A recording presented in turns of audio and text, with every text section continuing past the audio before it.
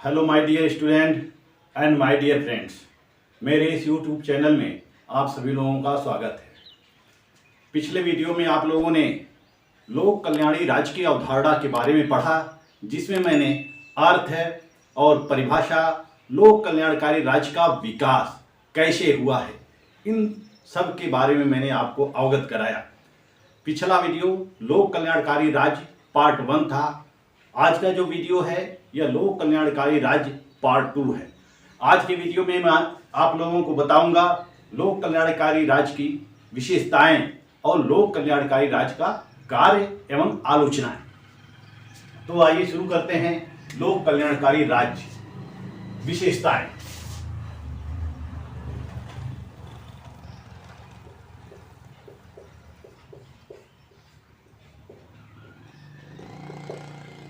विशेषता क्या है? जैसा कि आपने पढ़ा कि लोक कल्याणकारी राज्य वह है जो कि जनता का अधिकतम कल्याण करता है। यह लोक कल्याणकारी राज्य ऐसा राज्य होता है जिसको लोक कल्याणकारी कार्य करना अपना उत्तरदायित्व समझता है। यानी कि यह लोक कल्याणकारी राज्य वह राज्य है जो जनता का अधिकतम भलाई करना, अधिकतम कल्याण करना अपना उत्तरदायित्व समझता है। तो लोक कल्याणकारी राज्य की विशेषताएं क्या हैं? आइए चलते हैं। पहली विशेषता है आर्थिक सुरक्षा। आर्थिक सुरक्षा, आर्थिक सुरक्षा की व्यवस्था करना। राज्य का यह दायित्व है कि प्रत्येक व्यक्तियों के लिए आर्थिक सुरक्षा की व्यवस्था करे, जिसमें सभी व्यक्तियों को रोजगार उपलब्ध कराए, सभी व्यक्तियों को रोजगार उपलब्ध कराए या रोजगार की संभावना में वृद्धि करे। तो इस तरह से लोक कल्याणकारी राज्य व्यक्तियों को रोजगार उपलब्ध कराता है और अधिक से अधिक उद्योग धंधों की स्थापना पर बल देता है, कुटीर उद्योगों पर बल देता है, ताकि व्यक्ति अधिक से अधिक संख्या में रोजगार पा सके, रोजगार उपलब्ध हो सके, व्यक्ति अपने जीविका का निर्वाहन कर सकें। न्यूनतम जीवन स्तर की गारंटी। न्यूनतम जीवन स्तर की गारंटी, जो राज्य होता है वो न्यूनतम जीवन स्तर की गारंटी उपलब्ध कराता है। न्यूनतम जीवन स्तर क्या होता है? राज्य आपको बहुत अमीर नहीं बना सकता है, राज्य आपको बहुत अच्छे अच्छे व्यंजन नहीं दे सकता है, व्यंजन नहीं खिला सकता है, लेकिन राज्य ऐसी परिस्थितियां बना सकता है, राज्य आपको इतना आत्मनिर्भर बना सकता है कि आप अपने जीवन की जो मूलभूत आवश्यकताएं हैं, जैसे रोटी, कपड़ा और मकान, रोटी, कपड़ा और मकान की आवश्यकताएं पूरा कर सके। तो यह न्यूनतम जीवन स्तर की गारंटी देता है, कोई भूखा न रहे। राज्य का यह दायित्व है कि वह अपने राज्य में देखे, समाज में देखे कि कोई भूखा न रहे, कोई नंगा न रहे, किसी को किसी बीमारी की वजह से किसी की मृत्यु न हो। राज्य चिकित्सीय सुविधा प्रत्येक नागरिकों को प्रदान करता है। वर्तमान समय में हम देखते हैं कि राज्य के द्वारा व्यापक कार्य किए जा रहे हैं और राज्य के लाभों से वर्तमान समय में कोई भी वंचित नहीं हो पा रहा है। राज्य जहां तक पहुंच है, राज्य की जहां तक पहुंच है, वहां तक लोगों को अधिकतम सुविधाएं प्रदान करता है, उनके जीवन के लिए, उनकी चिकित्सा के लिए, शिक्षा के लिए, रोजगार के लिए और रोटी, कपड़ा, मकान के लिए अधिक से अधिक सुविधाएं प्रदान करता है। उनको मकान बनवाने के लिए भी आर्थिक सहायता उपलब्ध करता है, चिकित्सीय सहायता उपलब्ध कराता है, निःशुल्क शिक्षा की व्यवस्था करता है। यानी कि न्यूनतम जीवन स्तर की गारंटी, यह राज्य का दायित्व है कि प्रत्येक नागरिकों को न्यूनतम जीवन स्तर की गारंटी प्रदान करे। अधिकतम समानता की स्थापना, यह राज्य का दायित्व है कि समाज में या राज्य के नागरिकों के बीच समानता की स्थापना की जाए। क्योंकि जो समानता है वह क्या है? अत्यधिक समानता तो स्थापित नहीं की जा सकती है, क्योंकि मनुष्य जन्म से ही असमान पैदा होता है। ऊंच नीच, छोटा बड़ा, बुद्धि में भेदभाव, रूप रंग में भेदभाव, जब प्रकृति ने हर व्यक्तियों को समान नहीं बनाया है तो पूर्ण समानता की बात करना पूरी बकवास है। लेकिन राज्य यह कर सकता है कि लोगों के बीच समानता बनी रहे, समानता, अधिक से अधिक समानता बनी रहे, लोगों को अवसर की समानता उपलब्ध हो, सभी लोग शिक्षा के लिए समान अवसर, सभी लोगों को शिक्षा के लिए समान अवसर उपलब्ध हो, आर्थिक संसाधन पाने के लिए समान अवसर उपलब्ध हो और किसी प्रकार का भेदभाव अंत हो। यानी कि अवसर की समानता की स्थापना करना यह राज्य का दायित्व होता है कि वह अपने नागरिकों के लिए अवसर की समानता उपलब्ध कराए, सभी लोग जो जिस योग्य है वह अपनी योग्यता के हिसाब से, अपने कार्य के हिसाब से सेवा पाने से वंचित न रहे। तो इस तरह से राज्य जो होता है, लोक कल्याणकारी राज्य जो होता है, वह सभी व्यक्तियों के लिए आर्थिक सुरक्षा की व्यवस्था करता है। सभी व्यक्ति आर्थिक रूप से स्वतंत्र हैं, वह कोई भी कार्य कर सकते हैं। वह छोटे से निम्न स्तर के कार्यों को लेकर, छोटे कार्यों से लेकर वह बड़े कार्यों तक किसी भी क्षेत्र में वह जा सकते हैं, अपनी जीविका का निर्वहन कर सकते हैं। राजनीतिक सुरक्षा की व्यवस्था, लोक कल्याणकारी राज्य का यह दायित्व है कि अपने राज्य के अंतर्गत अपने नागरिकों के लिए राजनीतिक सुरक्षा की व्यवस्था करिए। राजनीतिक सुरक्षा क्या है? राजनीतिक सुरक्षा क्या है? सभी लोग राजनीतिक रूप से आत्मनिर्भर हों, स्वतंत्र हों, किसी पर किसी तानाशाही सत्ता का आधिपत्य न हो, कोई ऐसा निरंकुश शासक न हो कि नागरिकों के अधिकारों का हनन करके वह शासन करता हो, नागरिकों का शोषण करता हो, नागरिकों के ऊपर अत्याचार करता हो। इसके लिए सर्वोत्तम शासन क्या है? लोकतंत्री शासन व्यवस्था। वह लोक राज्य का यह दायित्व है कि वह लोकतंत्री शासन व्यवस्था स्थापित करे, जिसमें सभी व्यक्तियों को अवसर मिल सके, सभी व्यक्ति राजनीति में भाग ले सकें, सभी व्यक्ति सरकार की आलोचना कर सकें, सभी व्यक्ति अपने विचार अभिव्यक्ति कर सकें, सभी व्यक्ति अपनी विचारधारा के आधार पर, स्वभाव के आधार पे, समुदाय के आधार पे दल बना सकें। यानी कि राजनीतिक दल बनाने की छूट होनी चाहिए, वोट देने की छूट होना चाहिए, राजनीतिक पद पाने का अधिकार होना चाहिए, सभी लोग स्वतंत्र होना चाहिए, राजनीतिक सुरक्षा प्रदान की जानी चाहिए और बहुमत का शासन होना चाहिए। नागरिक स्वतंत्रताएं, राज्य का यह दायित्व है कि हर व्यक्ति को नागरिक स्वतंत्रताएं प्रदान करें। नागरिकों को भी कुछ स्वतंत्रताएं होती हैं, क्योंकि इन स्वतंत्रता के अभाव में व्यक्ति अपना विकास नहीं कर सकता है। स्वतंत्रता व्यक्ति के लिए आवश्यक तत्व है, बिना स्वतंत्रता के व्यक्ति अपना विकास नहीं कर सकता है। हमारे भारतीय संविधान के अंतर्गत जब हमारा भारतीय संविधान लागू होता है 26 जनवरी 1950 को, और उसके पूर्व 26 नवंबर 1949 को हमारा भारतीय संविधान पूर्ण रूप से बनकर तैयार हो जाता है। तो इस संविधान में अनुच्छेद 14 से लेकर अनुच्छेद 32 तक सबको स्वतंत्रताएं प्रदान की गई हैं, अधिकार प्रदान किए गए हैं, मौलिक अधिकार प्रदान किए गए हैं। और ऐसे में स्वतंत्रता का अधिकार दिया गया है। अनुच्छेद 19 से लेकर 22 तक सभी व्यक्तियों को अपने विचार व्यक्त करने की स्वतंत्रता है, सभी व्यक्तियों को आवाजाही की छूट है, संघ बनाने का अधिकार है, बसने की, पूरे भारत में कहीं बसने की छूट है, पूरे भारत में कहीं भी व्यवसाय, वृत्ति, उपजीविका करने की स्वतंत्रता प्राप्त है।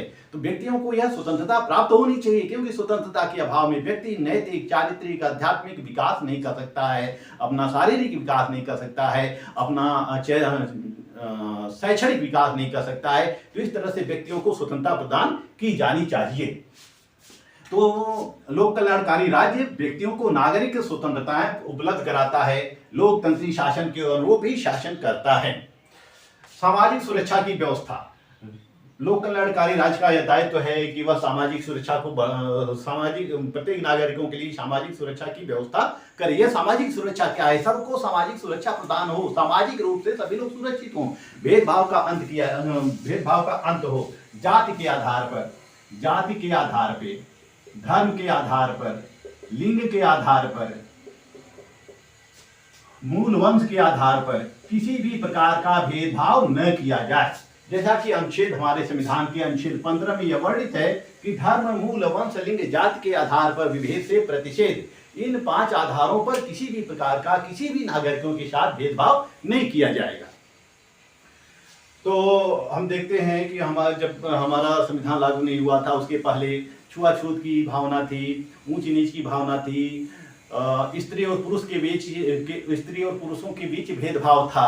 लेकिन जैसे ही संविधान लागू हुआ, सभी लोगों को अधिकार मिलते गए और समानता स्थापित होने लगी, सामाजिक सुरक्षा बढ़ी। अब हमारे समाज में उतना अस्पृश्यता की भावना का अंत हो गया है, ऊंच नीच का अंत हो गया है, स्त्री और पुरुषों के बीच जो खाई थी वह खाई पट गई है, भेदभाव का अंत हो गया है, सबको समान अधिकार प्राप्त हो गए हैं, सभी लोग सामाजिक रूप से सुरक्षित हैं। यानी कि व्यक्तियों अब जात के आधार पर नहीं, धर्म के आधार पर नहीं, बल्कि व्यक्ति के आधार पर लोगों को महत्व दिया जाता है। यदि व्यक्ति गुणवान है, चरित्रवान है, व्यक्ति अच्छा है, सद्गुणी है, तो उसका सम्मान किया जाना चाहिए।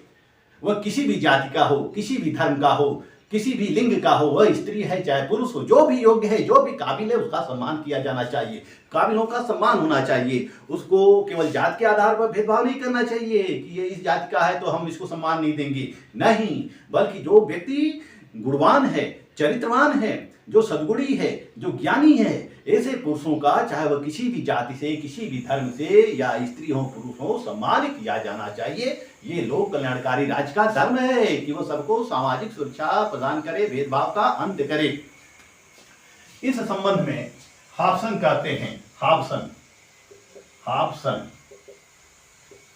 कहते हैं कि डॉक्टर, नर्स, शिक्षक, व्यापारी, उत्पादक, बीमा कंपनी के एजेंट, मकान बनाने वाले, रेलवे नियंत्रक तथा अन्य सैकड़ों रूपों में कार्य किया जाना चाहिए। यानी कि राज्य को कैसे कार्य किया जाना चाहिए? राज्य को एक डॉक्टर के रूप में, नर्स के रूप में, बीमा नियंत्रक के रूप में, इंजीनियर के रूप में, शिक्षक के रूप में, व्यापारी के रूप में राज्य को कार्य किया जाना चाहिए। यानी कि राज्य इन सभी वर्गों के लिए अवसर की समानता उपलब्ध करे, भेदभाव का अंत करे। अंतर्राष्ट्रीय सहयोग, हम आते हैं अंतर्राष्ट्रीय सहयोग पर। अंतर्राष्ट्रीय सहयोग की स्थापना, लो आज हम देखते हैं कि अंतर्राष्ट्रीय रूप से सारे देश का दायरा बढ़ता जा रहा है। सभी देश एक दूसरे देशों से अपना वैदेशिक नीतियां, अंतर्राष्ट्रीय संबंध स्थापित कर रहे हैं। और ऐसे में वसुधैव कुटुंबकम, यानी कि पूरा विश्व एक है, पूरा विश्व एक है। जिस तरह से व्यक्तियों के साथ समानता का व्यवहार किया जाना चाहिए, उसी तरह से पूरे विश्व के सारे राष्ट्रों के साथ समानता का व्यवहार किया जाना चाहिए। चाहे वह भारत हो, चीन हो, पाकिस्तान हो, म्यांमार हो, अमेरिका हो, रूस हो, कोई भी देश हो, सबके साथ समानता का व्यवहार किया जाना चाहिए। तो इस तरह से लोक कल्याणकारी राज्य के अंतर्गत एक राष्ट्र दूसरे राष्ट्र का सहयोग करता है, चाहे आर्थिक रूप से, चाहे राजनीतिक रूप से, चाहे शैक्षणिक रूप से, चाहे सांस्कृतिक रूप से सहयोग करता है, चाहे आपातकाल के समय हर राष्ट्र दूसरे राष्ट्र की सहयोग करता है, उनके वृद्धि के लिए, उनके विकास के लिए सहयोग करता है। तो ये सहयोग होना चाहिए। हर राष्ट्र दूसरे राष्ट्र का जब तक सहयोग नहीं करेंगे तब तक मित्रता की भावना नहीं पैदा होगी, और जब मित्रता की भावना नहीं पैदा होगी तो राष्ट्रों का, सभी राष्ट्रों का विकास असंभव होता नजर आएगा।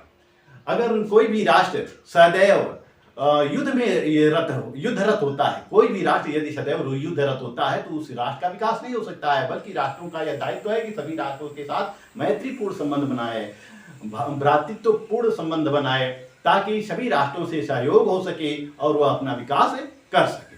कार्य, लोक कल्याणकारी राज्य के कार्य, लोक कल्याणकारी राज्य के कार्य हैं। इसके विषय में कुछ विद्वानों में मतभेद है। जैसे कि राज्य के कार्यों को, जैसे कि प्रोफेसर गार्नर राज्य के कार्यों को 3 भागों में विभाजित करते हैं। प्रोफेसर गार्नर राज्य के कार्यों को 3 भागों में विभाजित करते हैं। पहला है अत्यंत आवश्यक कार्य, अत्यंत आवश्यक। तो प्रोफेसर गार्नर के अनुसार देखते हैं कि प्रोफेसर गार्नर ने राज्य के कार्यों को 3 भागों में विभाजित किया है, 3 वर्गों में। अत्यंत आवश्यक कार्य, अत्यंत आवश्यक कार्य क्या है? जैसे शांति, सुरक्षा व्यवस्था, शांति, सुरक्षा व्यवस्था। और अत्यंत आवश्यक कार्य कौन से हैं? शांति और सुरक्षा व्यवस्था। यह राज्य का बहुत ही आवश्यक कार्य है, बहुत इंपॉर्टेंट कार्य है। राज्य को, समाज में शांति, अपने सरकार को चाहिए कि वह अपने समाज में, अपने राज्य में क्या करे? शांति स्थापित करे। क्योंकि बिना शांति के विकास नहीं होता है, प्रोग्रेस नहीं होता है। सुव्यवस्था बनाए रखे, अपने देश की सुरक्षा करे, बाह्य आक्रमणों से देश की रक्षा करे, आंतरिक उपद्रव से समाज की सुरक्षा करे, देश की सुरक्षा करे। तो इस तरह से यह अत्यंत आवश्यक कार्य है, यह करने ही करने हैं।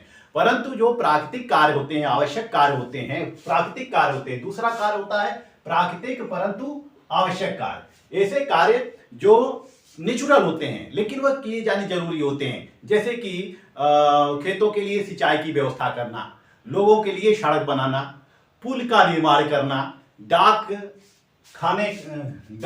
की स्थापना करना, नहर की स्थापना करना, पुल बनाना, सड़क बनाना, ये सब क्या है? प्राकृतिक परंतु आवश्यक कार्य है। कुछ ऐसे कार्य हैं, गार्नर ने तीसरा कार्य जो बताया है अप्राकृतिक परंतु आवश्यक कार्य, जैसे कि रेल की व्यवस्था है, यह क्या है, व्यक्ति बनाता है। रेल व्यवस्था यह व्यक्ति बनाता है।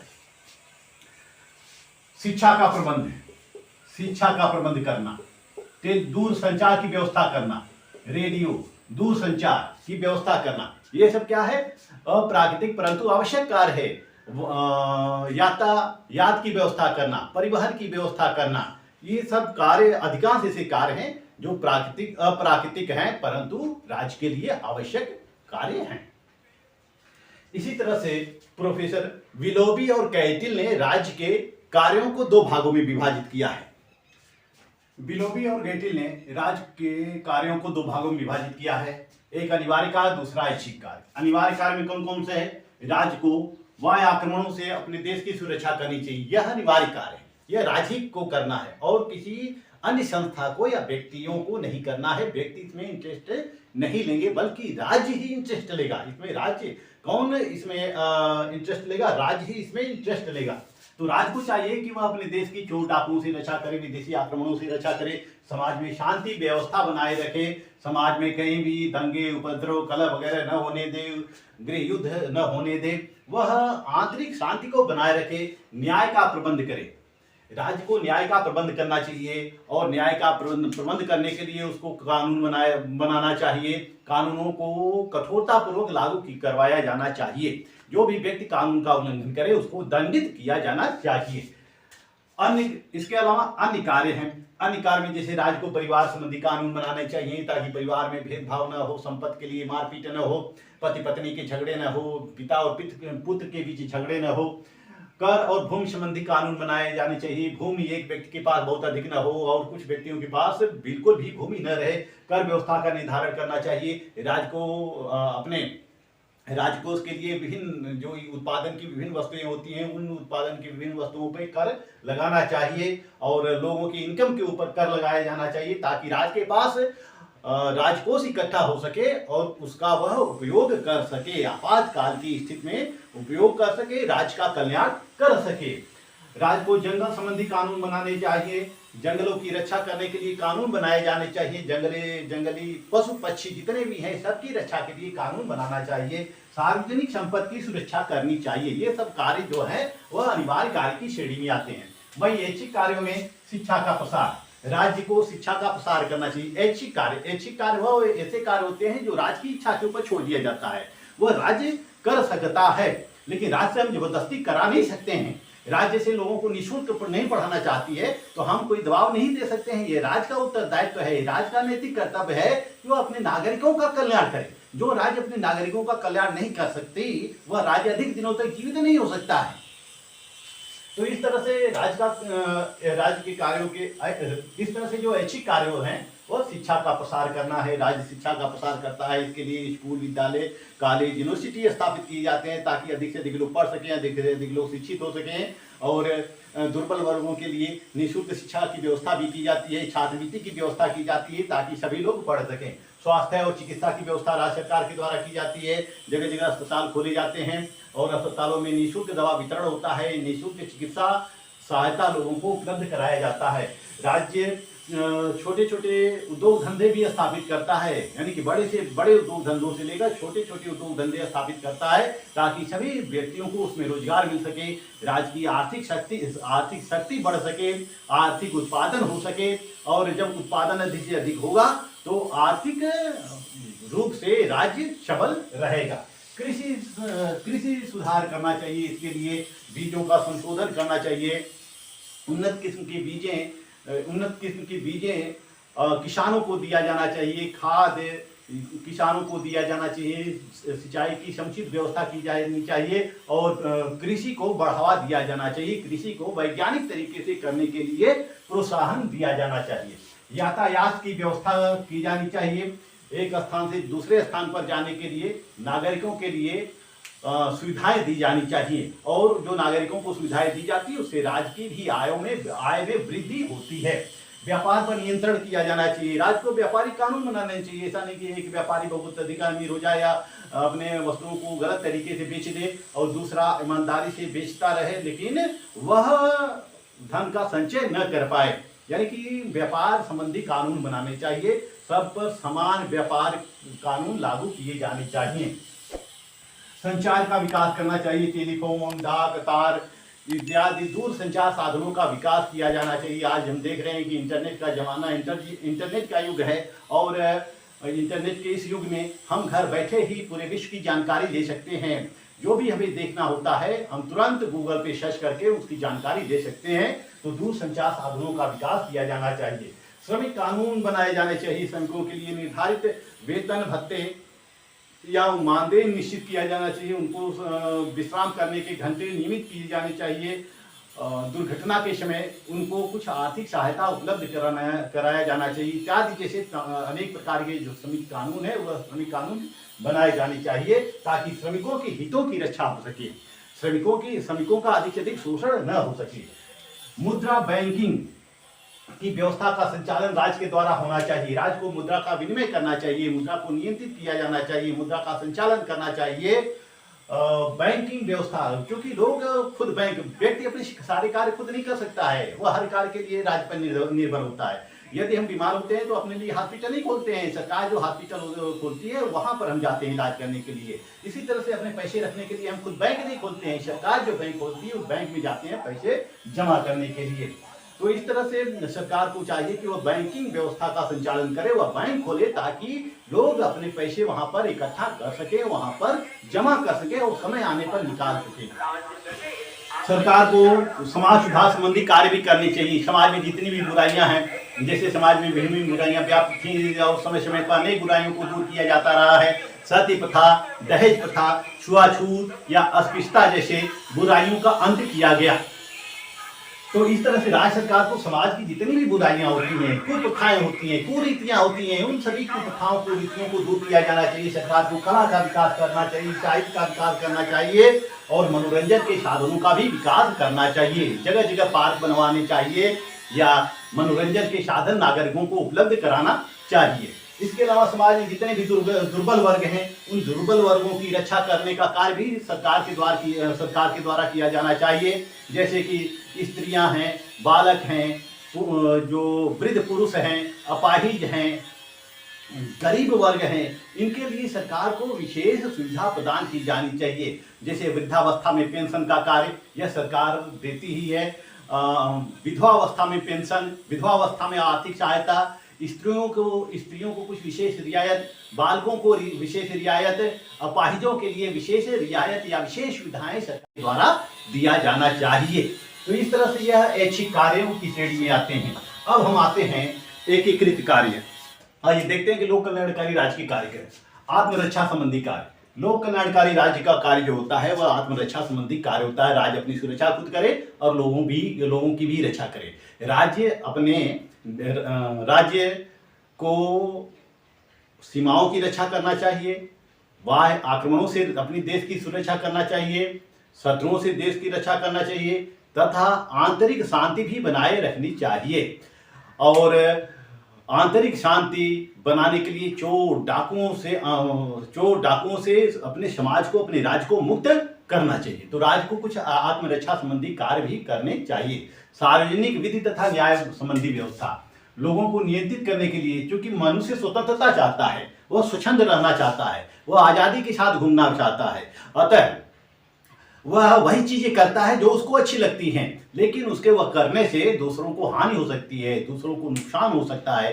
ऐसी स्थिति में राज्य को एक पब्लिक कानून बनाना चाहिए। उस पब्लिक कानून का दृढ़तापूर्वक पालन कराया जाना चाहिए ताकि न्याय व्यवस्था बनी रहे। समाज में शांति, कानून और न्याय व्यवस्था बनी रहे, तभी समाज तरक्की कर सकता है या विकास कर सकता है। जो लोग कानून का पालन न करें उनको दंडित किया जाना चाहिए। प्रशासनिक कार्य, राज्य को प्रशासनिक कार्य भी करना चाहिए। प्रशासनिक कार्य कौन कौन से होते हैं? जैसे कि राज्य का जो प्रशासन होता है वो ब्यूरोक्रेसी के भरोसे चलता है। नौकरशाही के भरोसे चलता है। नेता या सरकार केवल नहीं करती है, बल्कि यह नौकरशाही करती है। नौकरशाही का विकास करना, यह राज नौकरशाही जितनी अधिक से अधिक डेवलप होगी, उतना ही तीव्र गति से हमारे राज्य का, देश का विकास होता चला जाता है। नियोजन संबंधी कार्य, नियोजन संबंधी कार्य, राज्य का यह दायित्व है कि वह नियोजन संबंधी कार्य करे, प्लानिंग करे, नियोजन का कार्य करे, प्लानिंग करे। क्योंकि जैसे ही एक प्लानिंग समाप्त होती है, वैसे ही दूसरी योजनाएं बनाई जानी चाहिए। और हर कार्य को करने से पूर्व हमें योजना को पूर्ण कर लेना चाहिए, योजना बना लेनी चाहिए, तभी हम अपने उद्देश्य में सफल हो सकते हैं। जैसे ही एक योजना समाप्त होती है, वैसे ही दूसरी योजनाएं बनाई जानी चाहिए। हम सरकार के द्वारा देखते हैं कि विभिन्न सरकार के द्वारा सरकार के द्वारा समय समय पर अनेक योजनाएं संचालित की जाती हैं, नई योजनाएं बनती हैं, फिर उसको लागू की जाती हैं, फिर योजनाएं बनती हैं, फिर लागू की जाती हैं, और इन योजनाओं से देश का कल्याण होता है, पब्लिक का कल्याण होता है। सामाजिक सुरक्षा संबंधी कार्य, राज्य का यह दायित्व है कि वह लोगों को सामाजिक सुरक्षा प्रदान करे, समानता स्थापित करे, भ्रातृत्व स्थापित करे, समानता, स्वतंत्रता, बंधुत्व की भावना लोगों के बीच डेवलप करे, भेदभाव का अंत करे, जितनी भी विषमताएं हैं सारी विषमताओं का अंत करे, जाति पाति, ऊंच नीचे, अमीर गरीब, छोटा बड़ा, इन सबका, स्त्री पुरुष, जवान और वृद्ध, सबके बीच जितने भी अंतर हैं, सारे अंतर को मिटाकर सबको समान स्तर पर लाने का प्रयत्न करें। अर्थव्यवस्था का सुदृढ़ीकरण, राज्य को चाहिए, जब तक हमारे देश की आर्थिक व्यवस्था मजबूत नहीं होगी, हमारे राज्य का विकास नहीं हो सकता है। और राज्य का विकास करने के लिए हमें अपने देश की आर्थिक व्यवस्था को मजबूत करना होगा, हमें उद्योग धंधे स्थापित करने होंगे, कल कारखाने, मिल, फैक्ट्रियां स्थापित करना पड़ेगा, और जो उत्पादन की प्रणाली है उसको विकसित करना होगा, ताकि अधिक से अधिक उत्पादन हो सके। और जब अधिक से अधिक उत्पादन होगा तो अधिक से अधिक माल हमें मिलेंगे, और जब माल मिलेंगे तो वह बिकेगा बाजार में, जिससे कि हमारी क्रय शक्ति में वृद्धि होगी, और इस तरह से हम अधिक से अधिक धनों का संचय कर सकेंगे, और इस तरह से राष्ट्र को मजबूत कर सकेंगे। तो अपने अर्थव्यवस्था का सुदृढ़ीकरण किया जाना चाहिए, अपने आर्थिक साख को मजबूत किया जाना चाहिए। वही देश सबसे अच्छा होता है, वही देश अमीर माना जाता है जिसकी आर्थिक साख मजबूत होती है। सार्वजनिक सुविधाओं की व्यवस्था करना, राज्य सरकार का यह दायित्व है। लोक कल्याणकारी राज्य के अंतर्गत राज्य का यह दायित्व है, या सरकार का यह दायित्व है कि वह लोगों को सार्वजनिक सुविधा की व्यवस्था करे। सार्वजनिक सुविधा कैसे है, जैसे राज्य जहां देखिए पुल का निर्माण करना जरूरी है, वहां पुल का निर्माण करे, जहां देखिए अस्पताल खोलना जरूरी है, वहां अस्पताल, इसी तरह से शिक्षालय की स्थापना करे, नहर की स्थापना करे, यातायात की स्थापना करे, पार्क की स्थापना करे। जितनी भी सार्वजनिक सुविधाएं हैं, सार्वजनिक सुविधाओं के लिए विभिन्न जो साधन है, वह साधन राज्य के द्वारा बनाए जाने चाहिए, निर्माण किया जाना चाहिए। जनता के जीवन स्तर को उच्च बनाने का कार्य करना चाहिए। जब जनता बौद्धिक होगी तो उसमें सोचने की क्षमता बढ़ेगी। अब जब सोचने की क्षमता बढ़ेगी तो वह सत्य, असत्य, उचित, अनुचित के बीच भेदभाव स्थापित कर सकेंगे। वह किसी भी व्यक्ति के द्वारा मोटिवेट नहीं हो सके, वह अपने भाग्य का विधाता खुद बन जाएंगे, वह निर्णय अपने अनुसार लेने लगेंगे। और जब अपने निर्णय अपने अनुसार लेने लगेंगे तो जनता यह सोचने में सक्षम हो जाएगी कि कौन सी सरकार सबसे अच्छी है, कौन सी पार्टी सबसे अच्छी है, हम किस पार्टी को वोट दें। तो इस तरह से जनता अपने विवेक से सोचने लगती है। इसलिए लोगों के जीवन स्तर को जब तक ऊंचा उठाया नहीं जाएगा, तब तक लोगों के विवेक डेवलप नहीं होगा। जीवन स्तर, हम देखते हैं कि कुछ लोग बहुत गरीबी में जीते हैं, कुछ लोग बहुत अमीरी में जीते हैं। तो राज्य सरकार को चाहिए कि जो गरीबी में जीते हैं उनके लिए कुछ विशेष व्यवस्था करे। हम देखते हैं कि राज्य सरकार के द्वारा इस कोरोना काल में, जो 2020 में कोरोना लागू हुआ था, उस कोरोना काल में राज्य सरकार के द्वारा विभिन्न कल्याणकारी कार्य किए गए। जगह जगह फ्री राशन बंटवाया गया, लोगों को पानी पीने के लिए व्यवस्था की गई, लोगों को गैस की व्यवस्था की गई, लोगों की जो चिकित्सा के लिए फ्री दवाएं उपलब्ध की गई, इत्यादि जैसे लोक कल्याणकारी कार्य किए गए। तो वह जनता के जीवन स्तर को ऊंचा उठाने का कार्य किया जाना चाहिए। लोक कल्याणकारी राज्य में सभी लोग पढ़ लें, सभी लोग लिख लें, सभी लोगों के पास रोजगार हो, शिक्षा हो, तभी लोगों का जीवन स्तर ऊंचा हो सकेगा। 9वां है वैदेशिक संबंधों का निर्धारण। लोक कल्याणकारी राज्य के द्वारा वैदेशिक संबंधों का निर्धारण किया जाता है। वैदेशिक संबंधों का निर्धारण करना, यह जो लोक कल्याणकारी राज्य होता है वह खुद अपना वैदेशिक संबंधों का निर्धारण करता है। वह विभिन्न देशों से संधियां करता है, समझौते करते हैं और व्यापारिक समझौते भी स्थापित करते हैं, व्यापारिक समझौते भी करते हैं। वह राज्य नीतियां बनाता है, अपनी स्वतंत्र नीति बनाता है कि हम किस देश से किस प्रकार की नीतियां बनाएं। तो वैदेशिक संबंधों का निर्धारण करना लोक कल्याणकारी राज्य का परम दायित्व है। इसके अलावा अनेक प्रकार के राजनीतिक कार्य भी होते हैं, राजनीतिक कार्य भी होते हैं जो कि उसके द्वारा किया जाता है। लोगों को राजनीतिक शिक्षा देना, लोकतांत्रिक प्रक्रियाओं के अनुसार चुनाव कराना, वयस्क मताधिकार देना या वयस्क मताधिकार की स्थापना, स्त्री पुरुष की समानता पर स्थापना, राजनीति में जितना अधिक पुरुषों का प्रवेश हो रहा है उतना अधिक स्त्रियों का भी प्रवेश हो और राजनीति के द्वार सभी लोगों के लिए खोल दिया जाए, सभी वर्गों के लिए खोल दिया जाए। तो लोक कल्याणकारी राज्य राजनीतिक कार्य भी करते हैं कि जनता राजनीतिक रूप से शिक्षित हो सके, ताकि राजनीति में सभी वर्ग के लोग, सभी धर्म के लोग, सभी जात के लोग प्रवेश कर सकें। तो इस तरह से हम देखते हैं कि लोक कल्याणकारी राज्य का जो दायरा है वह बहुत बड़ा है। हम किसी विशेष कार्य को स्पेसिफाई नहीं कर सकते हैं कि लोक कल्याणकारी राज्य का यही कार्य है, बल्कि लोक कल्याणकारी राज्य का कार्य जो है from cradle to the grave, from cradle to the grave तक है, यानी कि पालने से लेकर मृत्यु तक है, श्मशान तक है। जैसा कहा जाता है कि जन्म से लेकर कब्र तक बच्चा जब मां के पेट में आता है तो 9 महीने वो मां के पेट में रहता है। जब वह 9 महीने मां के पेट में रहता है तो अस्पतालों के द्वारा, सरकारी चिकित्सीय केंद्रों के द्वारा उसको निःशुल्क चिकित्सा दी जाती है, दवाएं निःशुल्क दी जाती हैं, विटामिन निःशुल्क दी जाती हैं, डिलीवरी के समय निःशुल्क वाहन जाता है और निःशुल्क डिलीवरी की जाती है। उसको खाने के लिए कुछ, अपने पोषण के लिए कुछ राशि भी दी जाती है। इसी तरह से बच्चा जब पैदा हो जाता है तो उसको समय समय पर टीकाकरण, निःशुल्क चिकित्सा सुविधाएं दी जाती हैं। बच्चा जब बड़ा होता है तो निःशुल्क शिक्षा व्यवस्था दी जाती है और इसी तरह से वह जब अपनी अंत गति को प्राप्त होता है तो श्मशान में भी राज्य का दायित्व बनता है। तो इस तरह से राज्य का जो दायरा है बढ़ गया है। अब लोक कल्याणकारी राज्य का कॉन्सेप्ट बढ़ता ही जा रहा है। हम कोई भी देश देखें, यह ब्रिटेन से शुरू हुआ और विभिन्न देशों में विस्तृत होता चला गया। तो इस तरह से यह लोक कल्याणकारी राज्य के कार्य हैं। इस वीडियो में मैंने आपको बताया लोक कल्याणकारी राज्य की विशेषताएं और कार्य के संबंध में विभिन्न जो धारणाएं हैं उन सभी धारणाओं से अवगत कराया। तो ये मेरा लोक कल्याणकारी राज्य की विशेषताएं और कार्य से संबंधित ये वीडियो पार्ट 2 है। यह मेरा वीडियो आपको अच्छा लगे तो वीडियो को लाइक, सब्सक्राइब और शेयर जरूर कीजिएगा। मिलते हैं फिर अगले वीडियो में, तब तक के लिए धन्यवाद।